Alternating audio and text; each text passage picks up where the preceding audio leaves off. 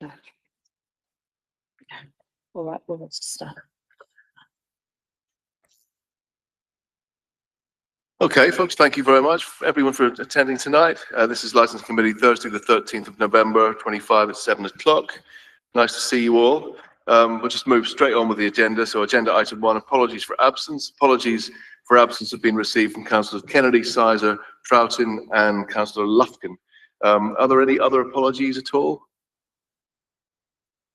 No, thank you very much. A note to any councillor accessing this meeting remotely, a reminder that you are not counted as being present for the purposes of the Local Government Act 1972, and you may not vote on any item under consideration. You may, however, contribute to the discussion and participate in a decision-making capacity. Agenda item 2, declarations of interest. Do members have any interests to declare? No, thank you very much.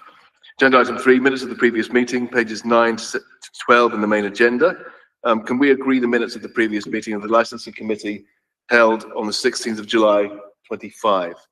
Oh, agreed. Thank you very much.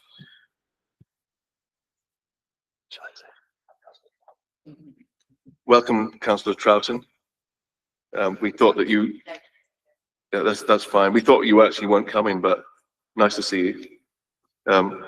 Great. We're now on agenda item 4, which is questions to the committee. I understand that no questions have been received today. Agenda item 5, late night levy, year 8, quarter 2 and quarter 3 update, which is pages 7 to 10 of the supplementary agenda, which you should all have.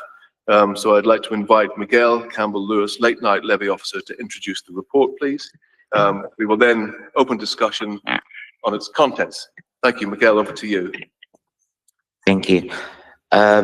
Year 8, quarter 1 income. So total receipts in year 8, quarter 2 amounted to £83,928, and quarter 3 amounted to £40,793, bringing the year to date amount to £299,968.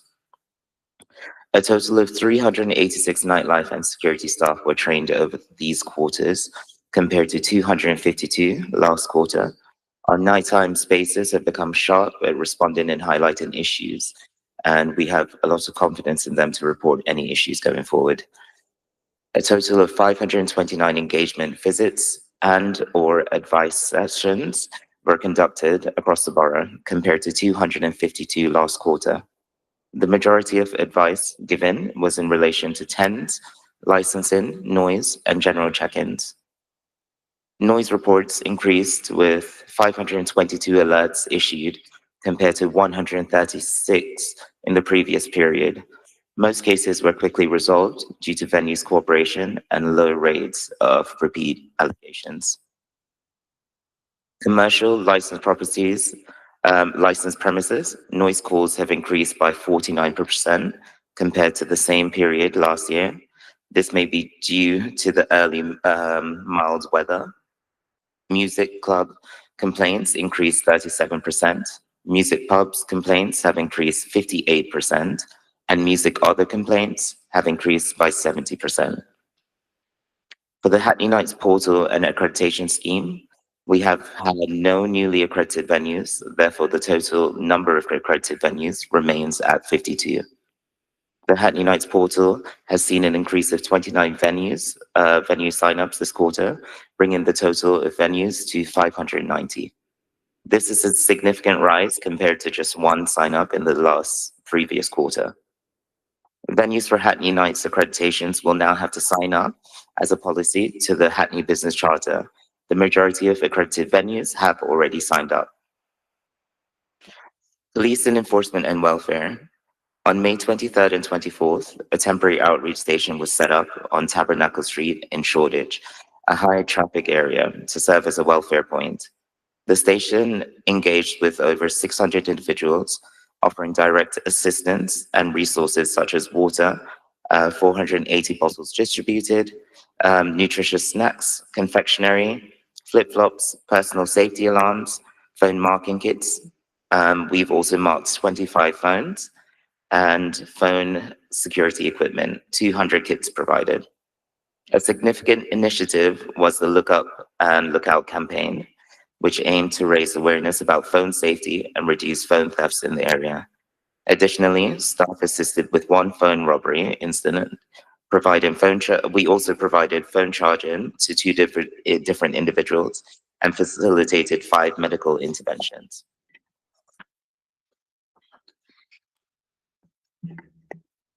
On May 30th, the welfare area successfully engaged with over 400 individuals offering direct assistance.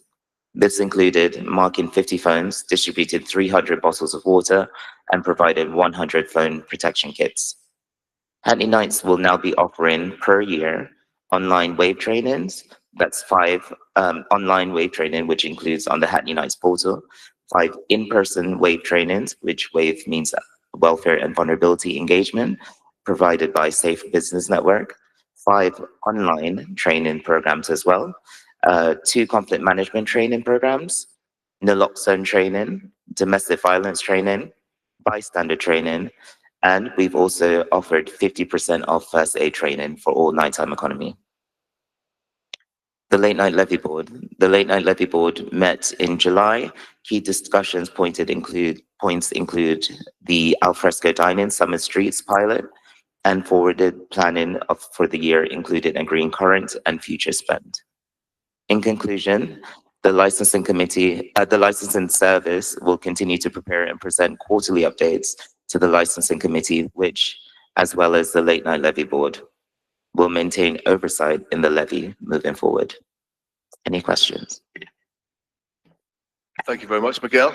Lots of really good stuff in there. So I'm hoping that members have some questions or comments, please. It'd be great, because there's lots of stuff going on. Councillor Walker. Yeah, thank you for that report, and yeah, really comprehensive and good to hear so much good stuff going on. Can I just raise a point around 3.4 in the report around music complaints, and if we could get a bit more clarification on the 70% increase on music other. What is music other, and why such a massive increase? Thank you. Music other would be non-commercial premises, and that also includes, say for instance, house parties or private parties that are going on. So that would cover music other. And why has there been such a big increase in that in this quarter? I think over the time it would be the hot weather, as well as people are responding to house parties a lot more. We've seen an increase in house parties a lot more, or that can also include pre-drinks before going out to the nightclubs. So I think an increase would be that people are spending at home first so that they're able to go out later on my perspective. Councillor Vagana Thomas. I mean, Miguel, there may be, I think the noise reporting system is more efficient now, isn't it? So that might be part of it too. Councillor Vagana Thomas.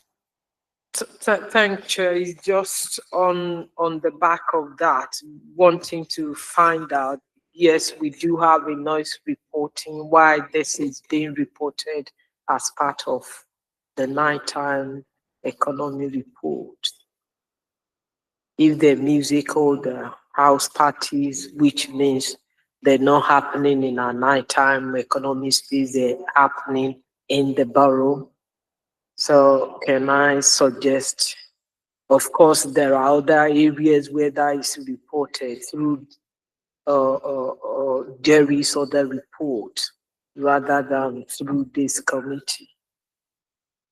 It's distorting the nighttime economy and noise reported at nighttime economy, because when you are looking at increase of music or that 70%, people would just think it's around nighttime economy.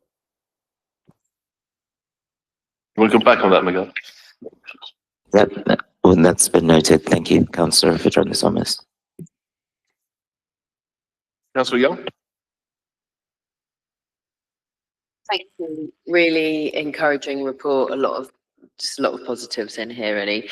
I saw quite a bit of positive feedback on the welfare, the outreach stations. They look great. I just wondered if you could tell us a bit more about really the role of those and the services that you're able to provide to people, and kind of what happens after that, where you do identify problems for individuals. Thank you. So the welfare areas, we go to the spaces that we think are the hotspots of the town. So Tabernacle Street we chose because of it being a hotspot, and we've also transferred it over to Rivington Street as well. We're aware there's a high footfall of visitors throughout, and so our aim and goal is to make people be aware that we are around. Hackney Knights is included with enforcement officers, police, the Hackney Knights medics as well, and a lot more different teams, including Turning Point Mind, which Turning Point also gives advice on drugs, alcohol abuse, and we're creating a safe space, creating a presence to make everyone feel safe and welcome in Hackney. So I think we've seen an increase in this, and this also works with the social media as well. We've had people come by to say that they've seen us on social media. We give out water, flip-flops, food, and it's an odd one, but we also give out lollipops as well. And we realize that that reduces noise from people screaming and walking around. It works. And the flip-flops, we also do teas, coffees. We give a lending ear if somebody just wants to talk to us as well. And I think it creates and increases a community presence. And we've also, we will be going to Dalston as well for the 28th of November, including the Don't Cross the Line campaign. And the things that we do as well, we also teach everyone about the Ask for Angela campaign. And I think that's a major thing to go with as well. So whenever young people are coming by, including Freshers Week, we tell them about Ask for Angela, we give them the badge, we give them the support that they would need. And so they're aware that the bartenders, the bar staff, the security do support them. And if they're in any situations, then they'll be able to deal with that. I hope that answers your question, Councillor. Yeah, I would say that those welfare tents are really fantastic. I mean, really good outreach to the community, works really well. And you get lots of social media hits as well, don't you? Like in the thousands, I mean, tens of thousands, isn't it? I mean, it's significant. So we really are getting out there. Councillor Davis. Yeah, thanks, Miguel. It's really good to see the trainings for security go up. And I had a few Dalston venues specifically mention you and how great your team is recently. So thanks so much for that. I'm interested in 6.1, which is about the late night levy boards and the summer streets pilot. Just interested in how that went and what's next on that front. Oh, thank you. The Summer Streets program started from the 1st of August, and that will run until the 1st of January, if I'm correct. And this happens on Fridays and Saturday from 6 p.m. until midnight. This includes Rivington Street and Redchurch Street. If I'm correct, we have 9 participating nighttime economy venues. And at the moment, from the start, I think we've received a lot of good feedback from that as well, for both of them. For the moment, I think during the weather, it's not able for them to do it, but it does give them the possibility before the rain kicks in. So that will be going until the 1st of January. And we'll have to revisit this as well. So once we're also looking for feedback from all venues as well to see how this has supported them throughout. And for the next meeting, we'll be able to give more of an update for that. Absolutely brilliant. Councillor Troughton. Thanks, Chair. Well, why are the total receipts down so significantly for the most recent quarter? I can actually answer that. So in previous years, we were getting money that was owed from the late night levy from the COVID period, and that has continued for 3-4 years. And this is the first year that we're not actually getting any arrears that have been due, say, since 2020. That's why receipts are down. And also, the financial year for the late night levy runs from November till April. So November to the end of October, whereas the council's financial year is April to the end of March, so that's slightly different. Yeah, of course. Could I follow up on that? Sorry. So, does that mean then that, you know, with the arrears cleared, that income will be down, or how are you going to mitigate that? Because presumably you need. We expect to receive what normal amount we would receive, with the police receiving their share of the net amount.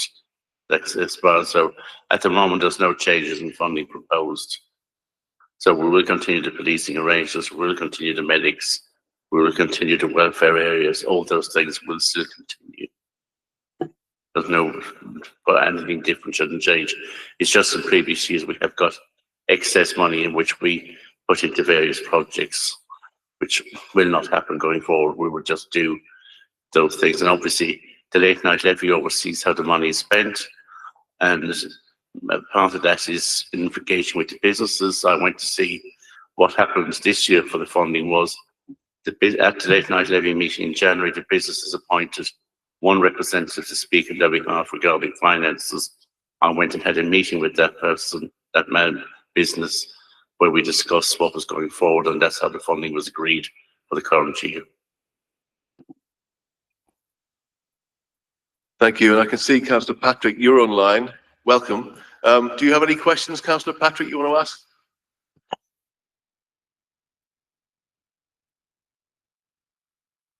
No? Okay, great. Any further questions there from members at all? All good. Okay, great. Can we agree to note the contents of the report, please? Thank you very much.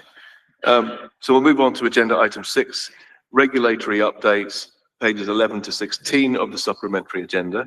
And I'll invite David Stewart, Business Regulation Team Leader, to introduce the report. Thank you, David. Thank you, Chair. So just wanted to talk about some forthcoming, or shall I say, pieces of legislation, various forms of regulation out in the pipeline. And the first one I wanted to speak about was a recent consultation that closed last week, reforming the licensing system. Is the name of the consultation. It's a call for evidence. So I'm not sure how many members might be aware of that. That was done. I know you are, Chair, of course, but I'm not sure if anyone, sure Councillor Fatjana Thomas is aware of it. But so it's a fairly significant exercise that the government carried out. Invited views. We don't know when we'll get response, probably at some time, maybe towards spring. But the call for evidence sought to build on early recommendations of a licensing task force, which is seeking to reduce some regulatory burdens by 25% on businesses that are having to apply for licenses, and hospitality businesses, etc. So it sought evidence on a number of matters. So I've listed some of the key ones there. Development of a national licensing policy framework, similar to what there is in planning, the National Planning Policy Framework, which would sit alongside the acts to Home Office guidance, local area policies, etc. Another area which it sought evidence on was a licensing condition amnesty, which would enable license holders to seek to remove outdated or irrelevant conditions, which is kind of able, they're able to do that already, but this would sort of encourage that licensees to approach the authorities to do that. Removing some requirements around a statutory notice, I think mainly due to the cost that's associated with placing a notice in a local newspaper. So they're seeking views on that. Some amalgamation, if you like, between premises licensing and outdoor trading and pavement licenses, shopfront licenses, etc. There's quite a significant section on that, a number of questions. Increasing the statutory limits on TENs, so at the moment it's 15 TENs per premises, 21 days aggregate. And so proposal to increase that to either 26 days or 25 TENs or 30 days. Introducing measures to prevent blanket policies and core hours policies, which you know, that's obviously we have a core hours policy in our statement of licensing policy. As you can see, the other things there, so just standardising evidential requirements, perpetual licenses for festivals, and a further formalisation or support of the agent of change principle, which I'm not sure if everyone's aware of, is a planning principle, but increasingly it's been referred to in the Home Office guidance now. And this is the call for evidence. We're seeking to go a bit further on that. So that consultation closed last week. We worked with colleagues, mainly in the market service, to prepare a response, and we submitted that last week. So any questions on that first part? Any questions about that? I mean, this is a serious piece of work here. You know, my observations of this is, you know, do local authorities, including us, have the resources to put some of this stuff into place? I mean, I think that's going to be a real challenge. So, you know, anyway, did anybody got any comments or anything to make about this? Councillor Jana Thomas. Thanks, Chair. It's just to comment, thanks, David, for the work done in terms of the council submission around the changes to the licensing regime. It is unfortunate, I know it's being pushed by government from the business aspect of things, but without looking at the balance, and the balance is the resources that we take from the local authority, as well as the associated issues. We were talking about noise earlier, talking about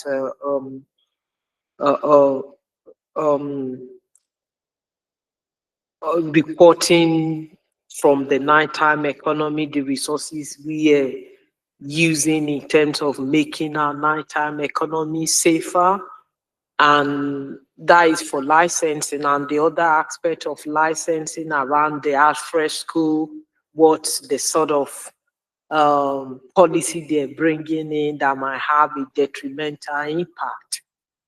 While supporting businesses, we want to support business, but it is where we are lobbying on behalf of the council. Our MP McGillia is already written to the business, this minister about it, but there wasn't much coming from the minister. He just advised to submit, make submission, which David and the other member of staff have done, just for members to have a context of what we have done as a council. Thank you. Yeah, thank you for that. Any other comments at all? Councillor Young? Are they already going to answer your question about funding? Because I think that was my main concern was, you know, what is the funding available? How is this going to impact? And what can we do without any additional funding, really? David, do you want to come back on just that question about resources? Well, we use this consultation, as we always do, normally in any sort of interaction we have with the Home Office, to highlight that the fees under Licensing Act 2003 have never changed. Those fees were set in 2005. They've been effective since then, and they remain the same. So any opportunity we get, essentially, to make that point, we use this. We use that opportunity in the same way we did with this one. Great, fantastic. I mean, if you've got any further questions that you might come up with in the next few days, or whatever, you could always, you know, email David. I'm sure he would help to clear things up if you do have any queries. Do you want to carry on then, David? So, and the second thing on the horizon is the Health and Care Act 2022. So that act is in force, but there's a section within it which enables the Secretary of State to introduce a licensing scheme. The Department of Health a few months ago said that they will be bringing that section within the act forward, and they'll go out to consultation very soon. So that scheme, it encompasses, or it covers some of what we already license in Hackney and in some other boroughs in London under local Government Act, London Local Government Act, for massage and special treatments. So these are things like nail bars, manicures, pedicures, tattooists, massage, laser treatments, acupuncture, things like that. We license a lot of those when they're carried out commercially. But that scheme isn't the same across the country, and it's just some concerns about quite serious procedures being carried out by people who are not properly qualified or in premises that are not always safe. So that, as I say, the Department of Health will be bringing forward the licensing scheme. So that contains a dual licensing requirement. You'll see similarities between this and Licensing Act 2003. So a personal license for any individual practitioner carried out specified cosmetic procedures, and a premises license for the location. Effectively, in Hackney at the moment, we've had premises licenses, we have done for some years, and then we register practitioners. So this is slightly different from a registration where it's a license for a practitioner. And you can see there's the non-surgical cosmetic treatments to be licensed. Injection of the substance, which at the moment isn't caught by the current legislation, and that wouldn't actually be something that we'd regulate locally. Insertion of needles, microneedling, acupuncture, things like that. Placing of threads under the skin. I always have to check that. Skin threading is a treatment, and it's quite a invasive treatment. And application of light, electricity, cold or heat. So these are lasers, panning, cool sculpting, those sorts of things. So they would all be cool. And the proposal is for a three-tier risk-based system where lower risk procedures, green and amber, fall under the local authority licensing scheme, and then higher risk procedures would be classified as CQC regulated activities. And these are very serious treatments, butt lifts, things like that, implants. Those wouldn't be regulated locally. And then the Act will go on to make it a criminal offence to carry out or permit the use of premises for those procedures without a proper licenses in place.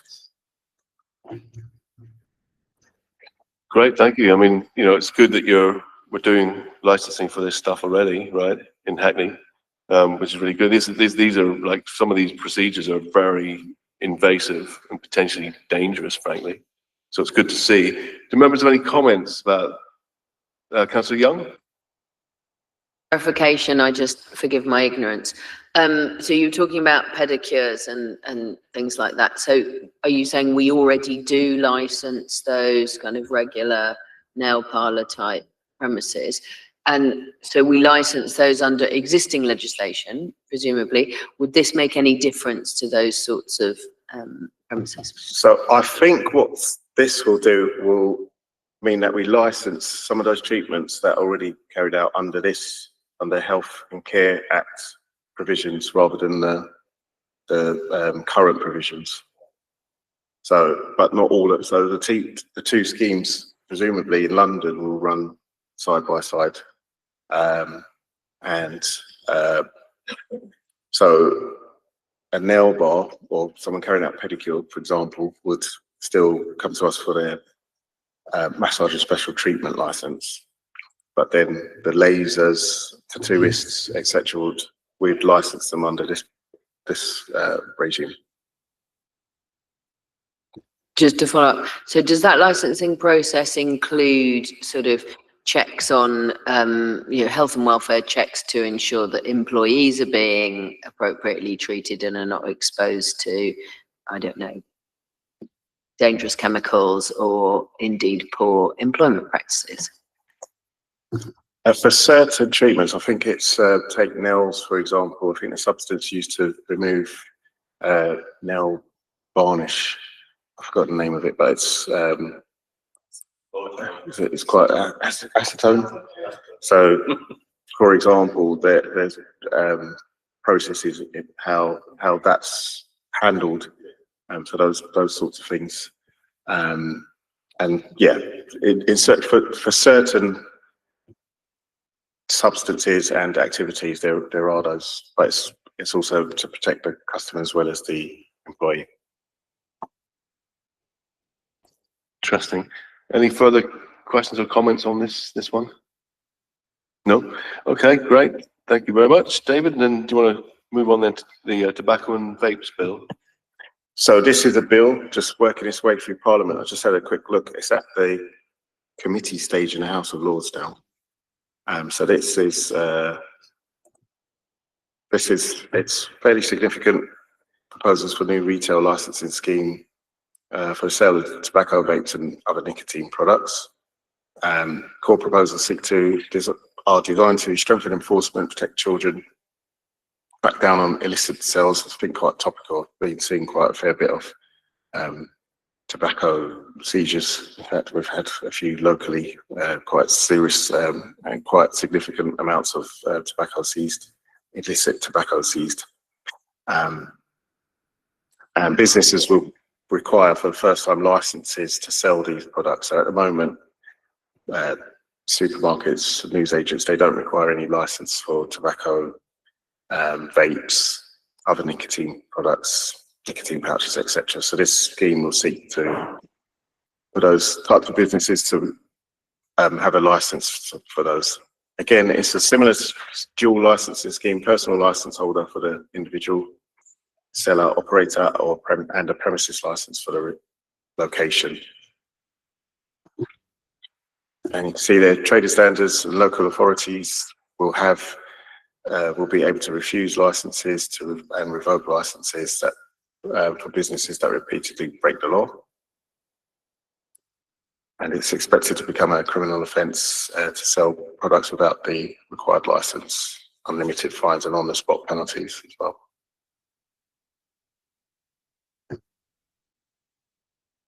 So that's that really. Yep. It's just a Great. update. But as I say, these are in the pipeline. I don't know how long this will take to it gets to Royal Assent and then becomes a commencement date or effective date. But I do know that under 3.1, there are no financial considerations at this time, but obviously if this was to come in, it may have an effect on trading standards and that sort of resource.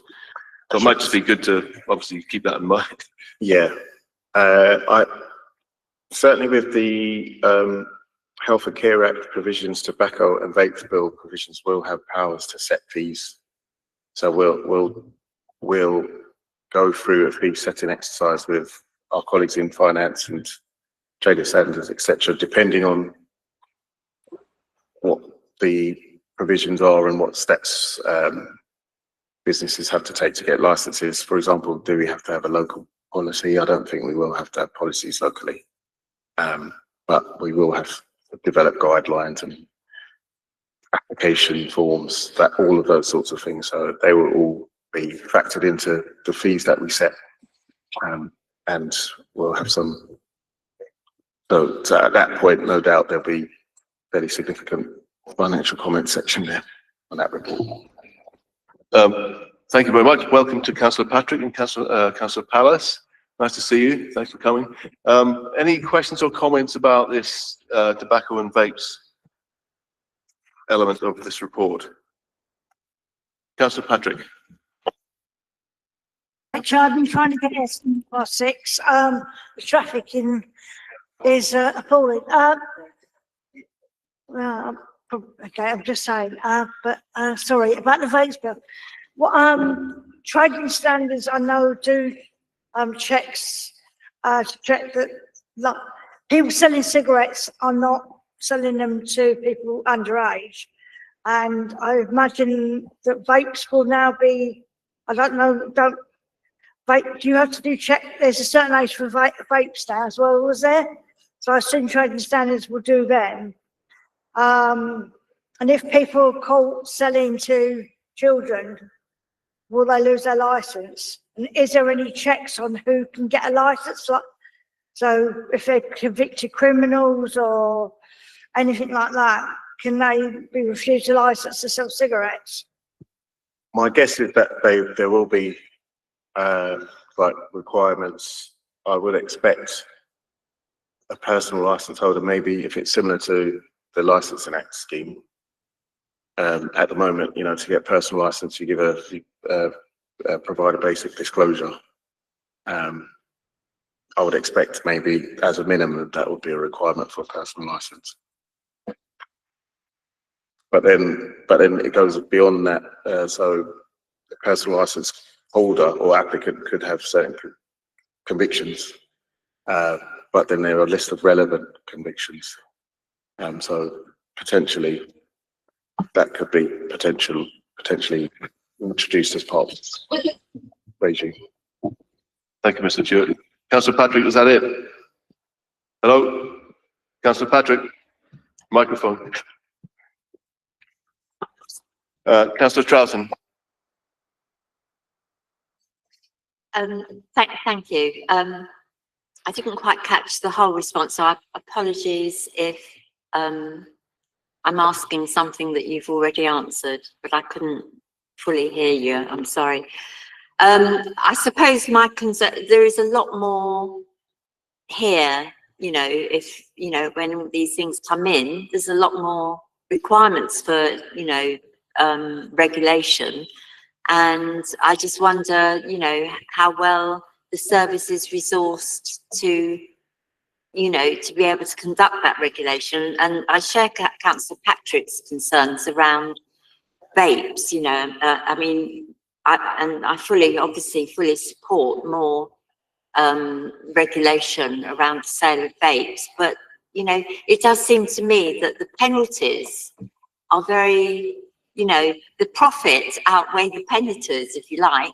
And I just wondered, you know, I think what I would find really helpful actually, David, is if I could see the full consultation, because I might get a better flavour for, you know, what is it. I mean, is that available, I suppose, but how will enforcement, you know, and the increased requirements on the local authority be addressed? And will there be, you know, harsher penalties for those, you know, who breach them? Because we know that vaping is a major problem in secondary schools. Children are starting nicotine addiction on vapes, you know, and are more likely then to end up smoking. So it is a big worry. Thank you, Councillor Trout. So just the question in enforcement, we'll have to wait to see how the bill develops to legislation. At the moment, it's a bill. I'd expect there to be secondary legislation, regulations, etc., which will set out more of the detail when it does come to Royal Assent. But I would expect us to have to look at the resources that we have available and there to address it in that way. The bill does talk about harsher penalties, doesn't it? So selling products without the required license is expected to become a criminal offence with a potential for unlimited fines. But what is quite significant there is the proposals for authorised officers to be able to issue on-the-spot penalties. And I don't think we don't have those powers. No, yeah, we don't have those powers now. So that I would expect that to be a deterrent. And that will be something there that would, and our colleagues in trading standards most likely will have the powers to issue on-the-spot fines. Thank you very much. Any further questions or comments at all for this one?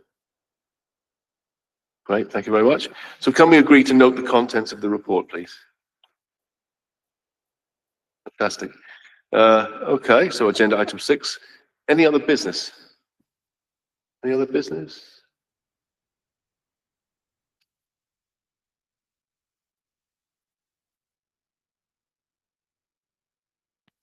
Yes, do you want to do that? Yeah, we have an appeals update that Amanda will now give us. Thank you, Amanda. Do you want to use this one? Yes, yes. Good evening, members. I'm just going to give you a quick update on where we are with our licensing appeals, because there's been a bit of movement recently. So basically, I sent you an email on the 12th of September advising you that we had a licensing appeal dismissed for Unit 7, 2 to 4 Orsman Road. and that was heard in the Magistrates Court before District Judge. The appeal was dismissed and the council were awarded £8,000 towards our costs. And David Tuitt was our main witness for that. He worked very hard, and so we give him thanks for that. And Leo Chambralides was counsel who did an excellent job at that trial. And yes, so you have an update on that though. So then the next item is Unit B3, 3 Bowl Court. The appeal was settled with local residents, and a revised premises licence has been issued on the 27th of October. Our thanks to David Tuitt and Councillor Sizer for their work in helping negotiate the settlement and reaching a conclusion of that appeal. So the appeal has now been withdrawn. And next is a recent appeal from Chestnut Gardens Entertainment Limited for the Arches 83 Rivington Street, the former cargo site. So an appeal hearing has been set now for the 28th of April 2026. Yeah, so there, I'll keep you informed about the progress of that next year. The next is following a review hearing, we've issued interim steps which continued following the determination, and that was for Sumiya Japanese premises 66 to 68 Great Eastern Street. And basically the decision was issued on the 17th of October, and they appealed the interim steps on the 31st of October. So we're currently waiting for a hearing for that, where there'll be, their hours were reduced back to core hours, and obviously they were not happy about that. Moving on, the next item is a recent appeal for 118 Curtin Road, a premises called Curtin Call. And they are appealing against the conditions that were added to the premises licence, limiting the capacity and the time limit for the ticketed events. So this is something that we'll be considering in the coming weeks. The first hearing to list the formal appeal hearing is on the 9th of December. But I'd say that will take us into the new year as to how we'll progress with that appeal. And finally, we have... yeah, oh, sorry, that was the final one. Sorry, apologies. I thought there was another one. Okay, so that's all the licensing update for now, and I'll keep you updated at the next committee. Thank you. Thank you very much, Amanda, for that. Any comments or questions about that? No, I mean, I think generally it's looking quite decent, really. I'm pleased to see the Bowl Court one solved. See Mr. Tuitt wants to come in, and obviously Unit 7's a real result as well. So David, you want to come back? I just was going to come in because Amanda's thanking me for all my hard work, but I just want to make it clear that Amanda does the bulk of the work. So the thanks should be to Amanda way more than myself. Excellent. Thank you, Amanda, for all you do. It's great teamwork. Okay, so I think there's no other business. And so if there's no further business for consideration, I now declare the meeting closed. Thank you very much. But don't go anywhere. There's more to come.